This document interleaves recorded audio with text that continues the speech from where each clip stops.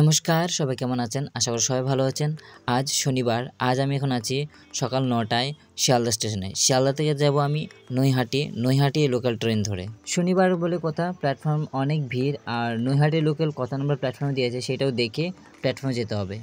Platform number 3-এ দাঁড়িয়ে থাকা Sealdah Naihati local train ধরলাম। ট্রেনে কিন্তু তেমন ভিড় ছিল না। ট্রেনও ছাড়বে আর যাত্রীও ফুল হতে থাকবে। যাই হোক, 1 ঘন্টা জার্নি করার জন্য আমি একটা সিট পেয়ে গেলাম। আপনারা যে এই লাল বিল্ডিংটি দেখতে পাচ্ছেন সেটি কিন্তু অনেক পুরনো বিল্ডিং। ট্রেন কিন্তু স্পিডে চলল নৈহাটির উদ্দেশ্যে। যাত্রাপথে চলে আসলো হকার। এই হকারদের মুখে আপনারা যা কবিতা শুনতে পারবেন সেটা কোথাও পাবে না। প্রায় 1 ঘন্টা যাত্রা করার পর আমরা চলে এসেছি নৈহাটিতে। তার সাথে পার হচ্ছিল শিয়ালদা কল্যাণী সীমান্ত লোকাল। ট্রেনটিকে বাই বাই করে দিয়ে এবার আমরা লাস্টের দিকে চলে যাব। স্টেশন থেকে বেরিয়ে পড়লাম আর অরবিন্দ পথ ধরে চলে যাব আমার গন্তব্যস্থানে। আজকের গন্তব্যস্থান হলো আমার বড় মায়ের মন্দির।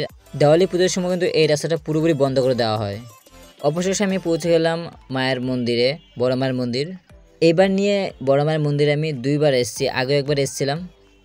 আমি মায়ের মন্দিরে প্রবেশ করিনি, আগে গঙ্গা থেকে হাত পা ধুয়ে নিই, তারপর মায়ের মন্দিরে প্রবেশ করব। আর যারা হাওড়া থেকে আসে তারা নদী পার করে মায়ের মন্দিরে চলে আসেন।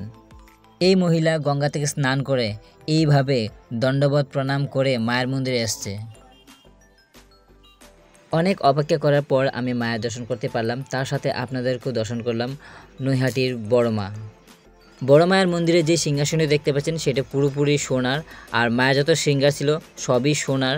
আর প্রত্যেক শনি ও মঙ্গলবারে অনেক ভিড় হয় মায়ের মন্দিরে। মাকে দর্শন করার পর মায়ের কৃপায় মায়ের ভোগের প্রসাদ পেলাম। এই ভোগের প্রসাদ কিন্তু সপ্তাহে 2 দিন শনিবার ও মঙ্গলবারে পাওয়া যায়।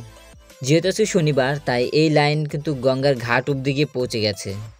যদি মায়ের কৃপা থাকে তাহলে আগামী দেওয়ালিতে মায়ের দর্শন করব বা মায়ের পুজো করব বড় মায়ের।